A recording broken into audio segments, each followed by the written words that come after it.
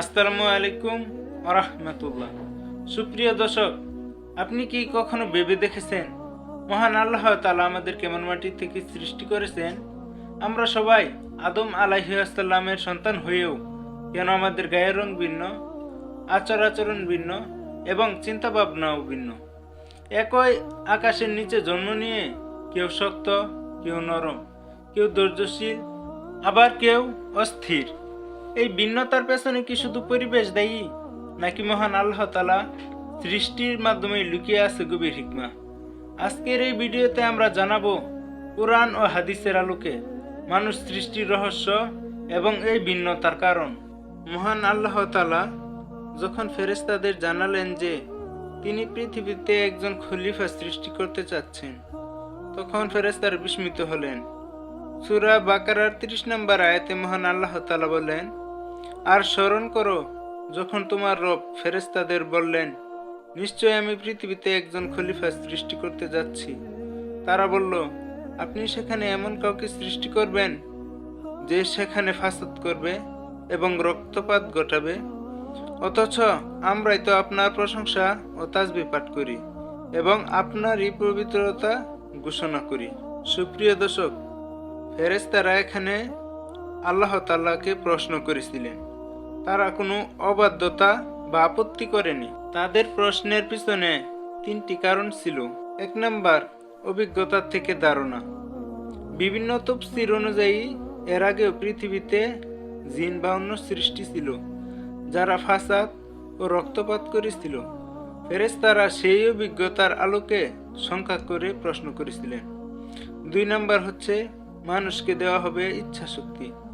ফেরেশতারা জানতেন এই নতুন সৃষ্টি এমন হবে যাদেরকে দেওয়া হবে স্বাধীন ইচ্ছা, আর ইচ্ছা শক্তি থাকলে ভালো যেমন সম্ভব তেমনি মন্দও সম্ভব। 3 নাম্বার, নিজেদের ইবাদতের কথা তুলে ধরেছিলেন। তারা বললেন, আমরা তো সদা সর্বদা আপনারই তাসবিহ ও পবিত্রতা ঘোষণা করি।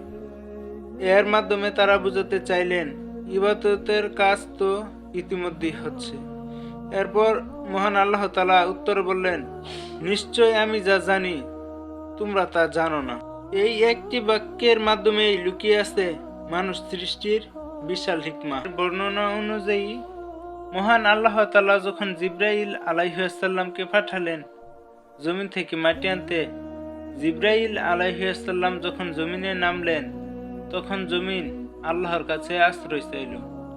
জমিন বলল, হে আল্লাহর ফেরেশতা, আমি আল্লাহর কাছে আশ্রয় চাই। আমার শরীর থেকে যেন কোনো কিছু না নেওয়া হয়, যাতে আমি শাস্তির কারণ না হই। এই কথা শুনে জিবরাইল আলাইহিসসালাম বললেন, আমি আল্লাহর আদেশকে অমান্য করতে পারি না, কিন্তু আমি আশ্রয় প্রার্থীর বিপক্ষেও কিছু করতে চাই না। ফলে তিনি কিছু না নিয়েই ফিরে গেলেন। দ্বিতীয়ত, মহান আল্লাহ তাআলা মিকাইল আলাইহিসসালামকে পাঠালেন।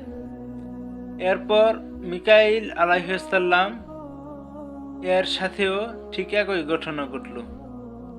জমিন আবার আশ্রয় চাইল, আর মিকাইল আলাইহিসসালাম জিবরাইল আলাইহিসসালামের মতো মাটি না নিয়েই ফিরে গেলেন। কিছু কিছু বর্ণনায় ইসরাফিল আলাইহিসসালামের কথাও এসেছে, আবার কিছু বর্ণনায় আসেনি। যাই হোক, ইসরাফিল আলাইহিসসালাম 3 নম্বরে এসেছিলেন জমিনের কাছে মাটি নিতে, কিন্তু আগের মতোই ইসরাফিল আলাইহিসসালামও কোনো কিছু না নিয়ে ফিরে গেলেন। শেষ পর্যন্ত মহান আল্লাহ তাআলা মালাকুল মউত তথা আজরাইল আলাইহিসসালামকে পাঠালেন, আর জমিন আজরাইল আলাইহিসসালামকেও একই কথা বলল, আমি আল্লাহর কাছে আশ্রয় চাই, আমার শরীর থেকে যেন কোনো কিছু না নেওয়া হয়। তখন আজরাইল আলাইহিসসালাম বললেন, আমি আল্লাহর আদেশ পালন করতে এসেছি, আর আল্লাহর আদেশ তোমার আশ্রয় প্রার্থনার চেয়েও বড়। তখন তিনি জমিনের বিভিন্ন জায়গা থেকে মাটি নিলেন। কালো মাটি, সাদা মাটি, লাল মাটি, নরম ও শক্ত মাটি। আর এই কারণেই আমাদের মানুষের মধ্যে রং ভিন্ন, স্বভাব ভিন্ন, চরিত্র ভিন্ন। কেউ শক্ত মেজাজ ও নরম মেজাজের, সবারই ভিন্ন ভিন্ন। এই ভিন্ন দিয়েই আদম আলাইহিসসালামের দেহ তৈরি করা হলো। বিভিন্ন তাফসীরকারীদের বর্ণনায় পাওয়া যায়, আদম আলাইহিসসালামের দেহের মাটি তাৎক্ষণিকভাবে তৈরি হয়নি, বরং দীর্ঘ সময় ধরে ভিজেছে, শুকিয়েছে এবং পরিবর্তনের মধ্য দিয়েই মানুষের দেহের আকৃতি পেয়েছে। এর পেছনে রয়েছে মহান আল্লাহ তাআলার হিকমা। মানুষ যেন বুঝে সে তাড়াহুড়া করে তৈরি হয়নি, তার দেহ ধৈর্য ও সময়ের ফল। তাই মানুষের জীবনও ধৈর্য দিয়েই গড়া উচিত। সুপ্রিয় দর্শক, ভিডিওটি ভালো লাগলে চ্যানেলটি সাবস্ক্রাইব করার জন্য অনুরোধ করা হলো। যখন আদম আলাইহিসসালামের দেহ তৈরি হয়ে গেল, কিন্তু তখনও তাতে রূহ ফুঁক দেওয়া হয়নি। দেহটি ছিল শুকনো মাটির মতো, ভিতরে ফাঁপা, নিষ্প্রাণ। এই সময় ইবলিস তখনও জিন জাতির একজন ছিল এবং ফেরেশতাদের সাথেই ইবাদত করত। সে এই দেহটির চারপাশে ঘুরতে লাগলো।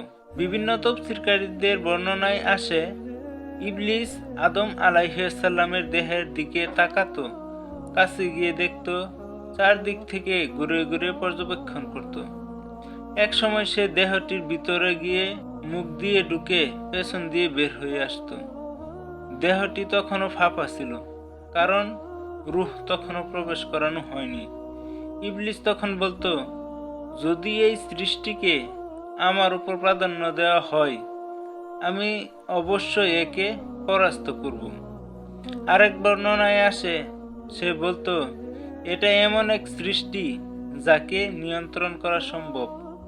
এই জায়গাতেই শয়তান বুঝে ফেলেছিল মানুষের ভেতর থাকবে দুর্বলতা, ইচ্ছা, কামনা ও ভয়। ইবলিস যখন দেখলো এই দেহ সাধারণ নয়, এটা আল্লাহ নিজ হাতে গড়েছেন আর একে বিশেষ মর্যাদা দেওয়া হবে, তখন তার ভেতরে জন্ম নিল হিংসা, অহংকার, ভয়। সে বুঝে গিয়েছিল এই নতুন সৃষ্টি একদিন তার চেয়েও বেশি মর্যাদা পাবে। এরপরে যা ঘটল, মহান আল্লাহ তাআলা আদম আলাইহিসসালামের মধ্যে নিজের রূহ ফুঁকে দিলেন। ঠিক সেই মুহূর্তে একটি নিষ্পাপ দেহ পরিণত হলো জীবিত মানুষে। এরপর মহান আল্লাহ তাআলা সমস্ত ফেরেশতাদের উদ্দেশ্যে ঘোষণা দিলেন, আমি যখন তাকে পূর্ণ আকৃতি দান করব এবং তার মধ্যে আমার রূহ ফুঁকে দেব, তখন তোমরা তার জন্য সিজদায় লুটিয়ে পড়বে। সূরা আল হিজর আয়াত 29। এটা ছিল ইবাদতের সিজদা নয়, বরং সম্মান ও মর্যাদার সিজদা, আল্লাহর আদেশ পালনের সিজদা। মহান আল্লাহ তাআলার আদেশ পাওয়া মাত্রই তখন সব ফেরেশতারা একসাথে সিজদায় লুটিয়ে পড়ল। সূরা আল হিজর আয়াত 30।